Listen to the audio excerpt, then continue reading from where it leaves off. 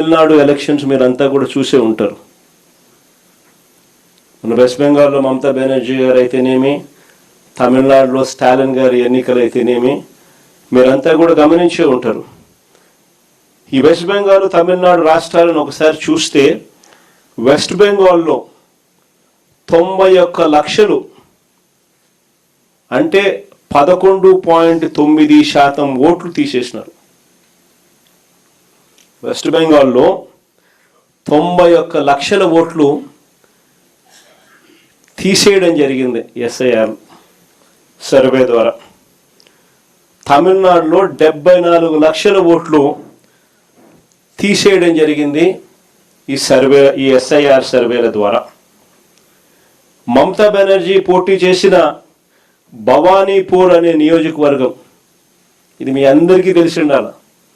మమతా బెనర్జీ పోటీ చేసిన భవానీపూర్ అనే నియోజకవర్గంలో 45,982 ఓట్లు తొలగిస్తే 15,000తో మమతా బెనర్జీ ఓడిపోయింది.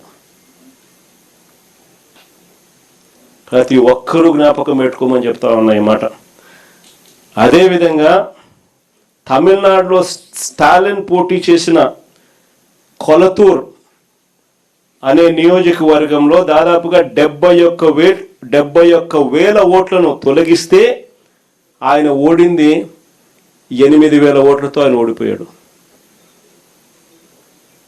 ప్రతి ఒక్కరూ కూడా ఈ 2 అంశాలను గుర్తుపెట్టుకోమని అడుగుతా ఉన్నా.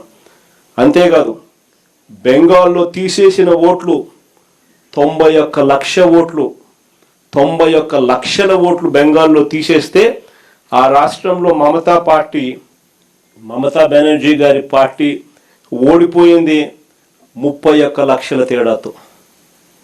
91 లక్షల ఓట్లు తీసేస్తే 31 లక్షల ఓట్ల తేడాతో ఆయన ఓడిపోయింది. తమిళనాడులో 74 లక్షల ఓట్లు తీసేస్తే స్టాలిన్ పార్టీ ఓడింది 17 లక్షల తేడాతో. ఇవన్నీ నేను ఎందుకు చెప్తా ఉన్నాను అనంటే ఎంత ఇంపార్టెంటో ఈ విషయము అని చెప్పి మీ అందరికీ కూడా మీ నియోజకవర్గాలలో ఎంతగా దీని గురించి పట్టించుకొని జాగ్రత్తలు తీసుకోవాల్సిన అవసరం ఉంది అని చెప్పడానికి మీ అన్నీ కూడా చెప్తా ఉన్నా. ఆశ్చర్యం ఎందుకో తెలుసా, జాగ్రత్తలు ఎందుకో తెలుసా?